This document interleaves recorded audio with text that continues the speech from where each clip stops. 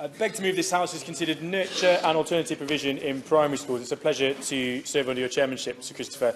I'm grateful to have the opportunity to debate this issue today. I'm also grateful to colleagues that have come along to this debate in what is a standard Brexit day in the House. Education is often a nice light relief for us all. I got into politics to talk about education, somebody who had always wanted to be a teacher before I accidentally found myself here. I have the privilege of working on the Education Select Committee, and in this place they have undertaken, before my time, interesting inquiries on both alternative provision and on the benefit of early intervention for the life chances of young people. It's important that we get the foundations of our education system right, and in my view I think education should always be our key priority. Without it, nothing else works, and without the right support early on in children's lives, the challenges and the costs only grow over time. This debate covers two specific areas: nurture care specifically, and I'm grateful to Nurture UK for the information that they have shared with me, and then alternative provision, each of which I will address in turn. Nurture care begins at home. It's a crucial aspect of the early years of schooling, especially in deprived areas and for troubled families. Across my constituency of Mansfield and Warsop, there's a relatively high level of family breakdown, of mental health issues, of deprivation, in many ways a perfect storm of challenges for both parents and children. This has an impact on educational attainment. In Mansfield, 27% of children start primary school without the core abilities they need to succeed, including speech and language skills. I've seen this firsthand, and barely a week goes by when I don't visit a local school. I've seen children at 5 years old still in nappies, unable to communicate properly, arriving not knowing what a book is or how to hold one, unable to settle in primary school. The government introduced free childcare starting at 2 years old, aimed at supporting these children sooner, but inevitably it seems often those most in need are the ones who don't take it up.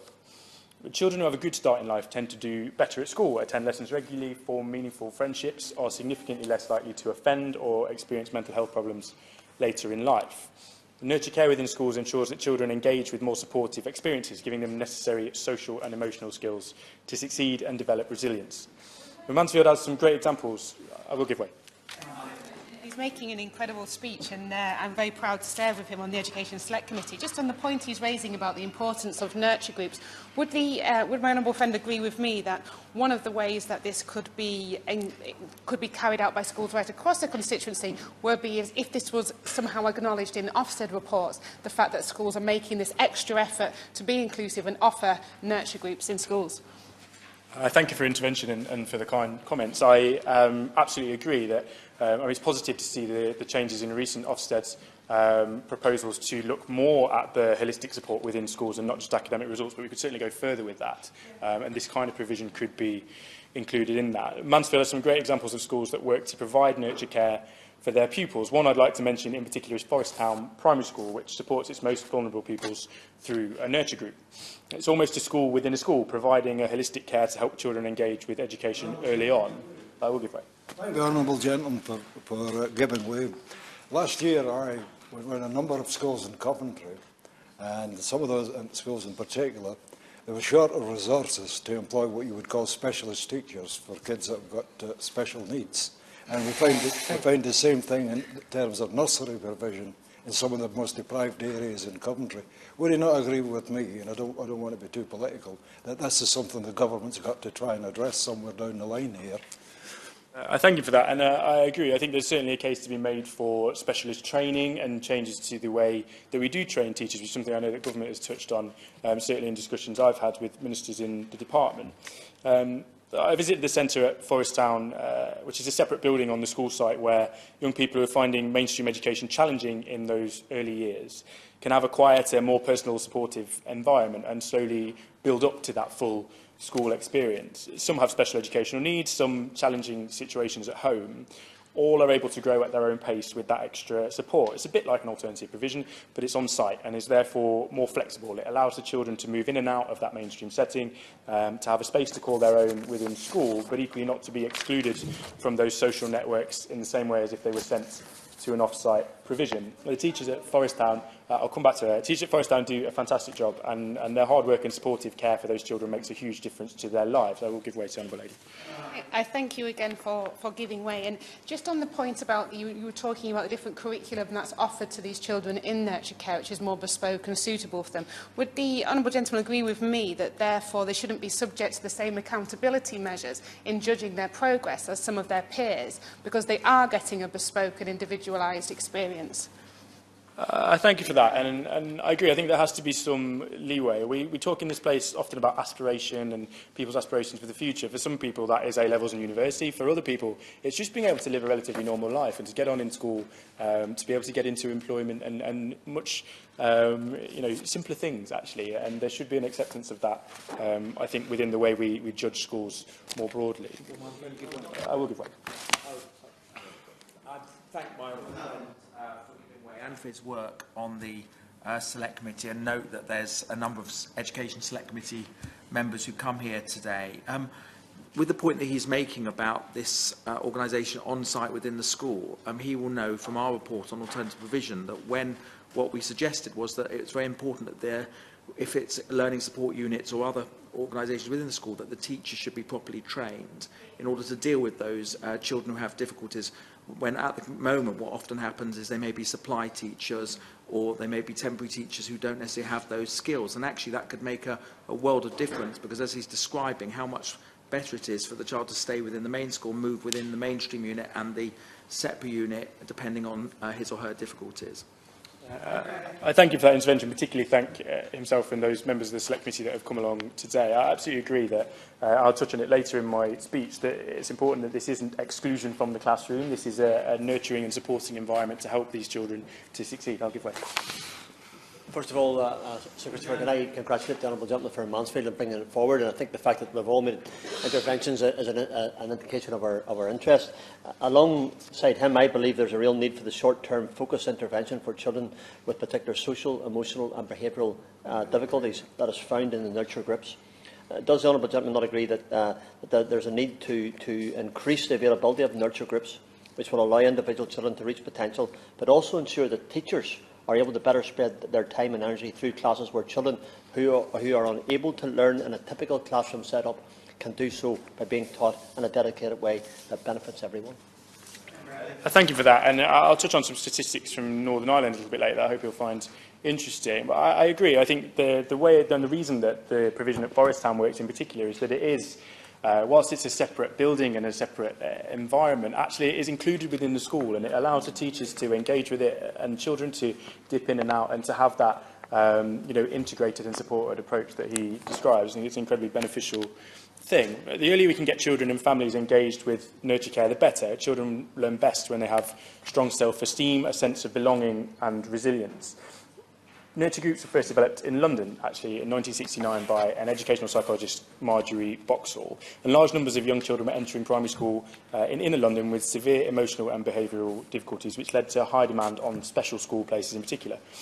Marjorie Boxall understood that these children hadn't received the early support and weren't ready to meet the needs and demands of primary schools, and as a response, nurture care was developed and has consistently been proven to be an effective way of helping disadvantaged children. They tend to offer short-term, inclusive and focused intervention. The groups are classes between 6 and 12, supported by the whole school, not just a specialist staff for that particular site, but by teachers across the school, by parents as well, who are often included in the provision. And each group is run by a couple of members of the staff who assess learning, communication and emotional needs and try effectively to break down those barriers to learning in that mainstream environment. Crucially, the children who attend remain an active part of their class and their school as well. They're not excluded, they're not taken off-site into alternative provision. They are able to engage in the classroom with their peers wherever that is possible and wherever they are comfortable. I'll touch on this again later during my remarks on alternative provision, but I strongly support programmes that allow children to remain in mainstream schooling, to engage with their peers. I think it's better for the child and better for the taxpayer wherever that is possible. The relationship between staff and pupils in nurture groups provides a consistent and supportive example that children can base their own behaviour on. For so many children, the importance of role models, quite simply, is vital. And this caring approach can be hugely successful. It engages children with education, gives them a positive and enjoyable learning experience, and it can help where they don't get that same support at home. Nurture groups have been working successfully for more than 40 years right across the UK, and this is supported by a number of studies. I was pleased to meet with Nurture UK last year in my constituency, which is the national charity supporting the whole school interventions like this. And their figures show that this works. One school in Kent running a Nurture programme saw exclusions drop by 84%, which I'm sure you'll agree is a remarkable figure.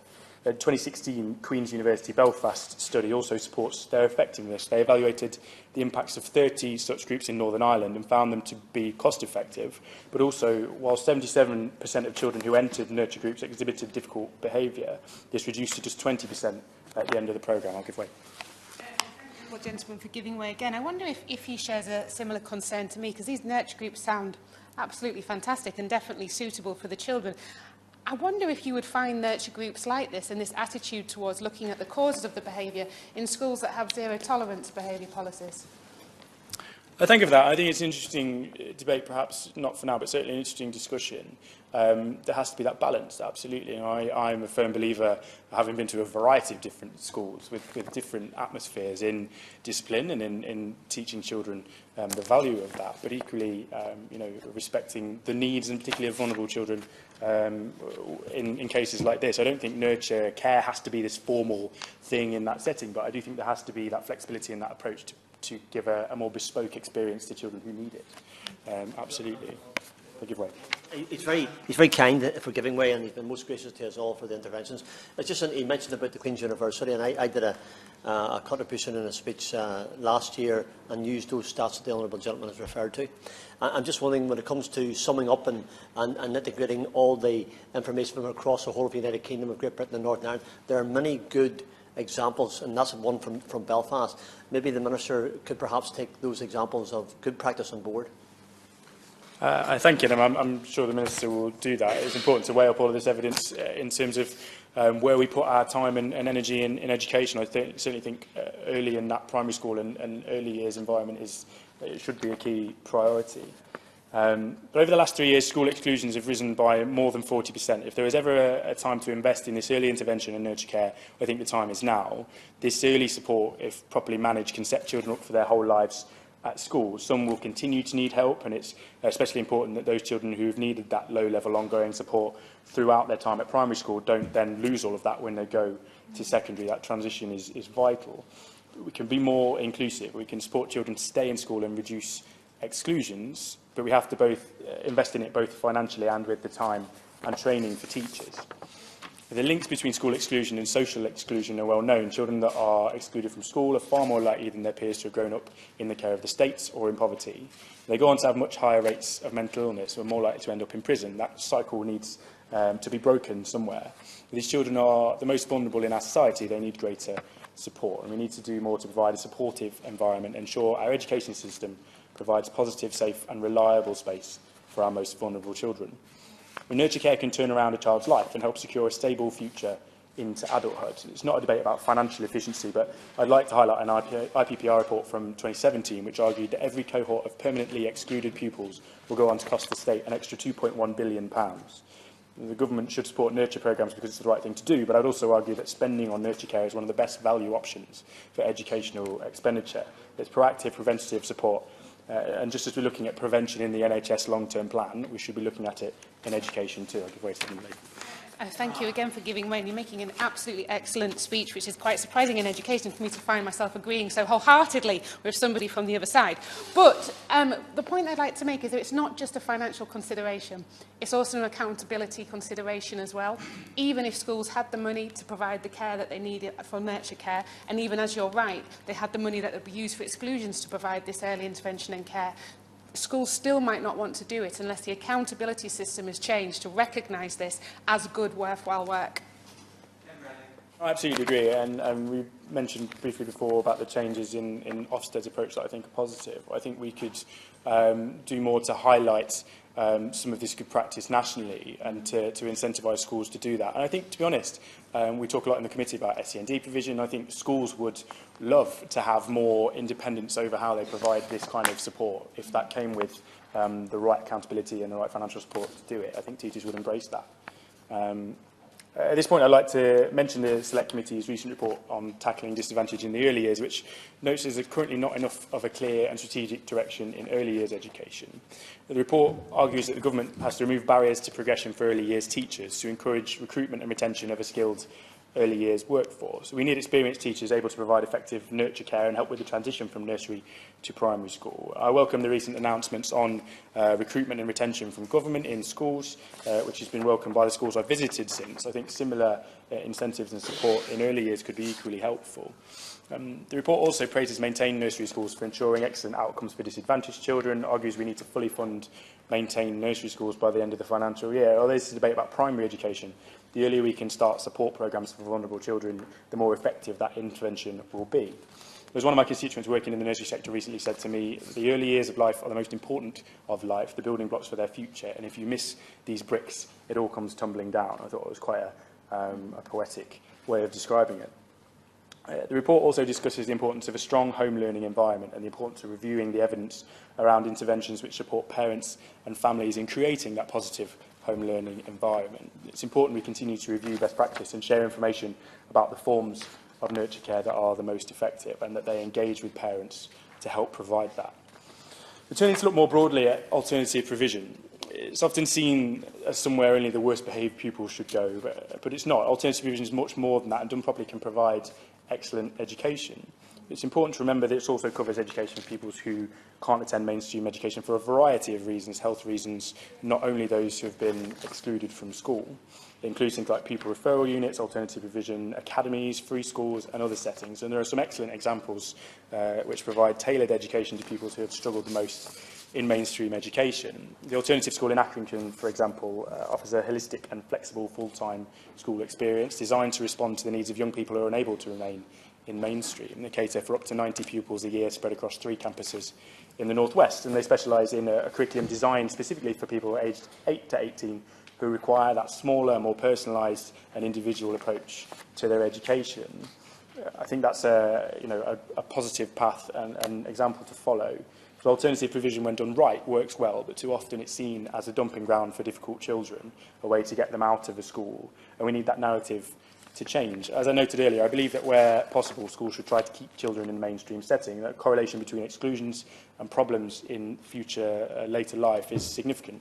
And I've raised concerns previously with the Secretary of State and the Select Committee about interventions like isolation, which I know the Honourable Lady feels strongly about. I'll come to in a second, which, when done right, can be helpful, but too many reports suggest they're taking children out of a classroom not to support them, but simply to keep them out of the way. I'll give way to Jones for giving way, and I was going to intervene just before you came to isolation rooms, just to mention one of the points in our report on this, our Select Committee report, which was about buddying up a mainstream school and alternative provision school so that teachers can share knowledge and expertise with each other. And I know there are some initiatives now going on where teachers are actually going to be able to teach in special schools for a while and alternatively, so that they have that shared knowledge. And on isolation rooms, you're absolutely right. There is a whole wealth of difference between a nurture and an isolation room where children are having no education whatsoever and instead are being made to sit there with a sheet to occupy them and not educate them. And then we wonder why at the end of that time period why the children haven't made any progress. But I will let you carry on with that.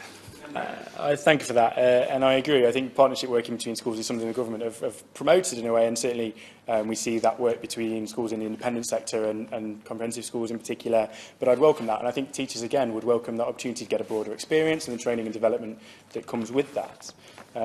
Providing proper help and support to children in an isolation environment, not isolating them but helping them, would be more effective in my view and cheaper in the long run than exclusion. And schools need investment in order to be able to do that. But I'd like to see alternative provision run more along the lines of a nurture care programme where possible. Obviously, I acknowledge separate settings can be the most appropriate option for some pupils, but I do believe where we can do more to include rather than exclude pupils that are struggling in mainstream education, that should be a good thing. And it stands to reason then I'd also like to see a focus on reintegration. Just as nurture groups tend to work on a short-term approach to alternative provision, not a final permanent destination for pupils, there should be a way of tailoring support with a view where possible to bringing that child into mainstream education, at least for part of the time further down the line. The figures show that over 77% of pupils in AP settings have special educational needs, so it's important we also look at SEND provision and how it can effectively help pupils at risk of dropping out of mainstream education. The government... I will give way. He mentioned about children with special educational needs. Does he not agree with me that there is a significant problem when something like 4,000 children with special educational needs are excluded each school week and often, unfortunately, then go to a postcode lottery of poor alternative provision, if at all?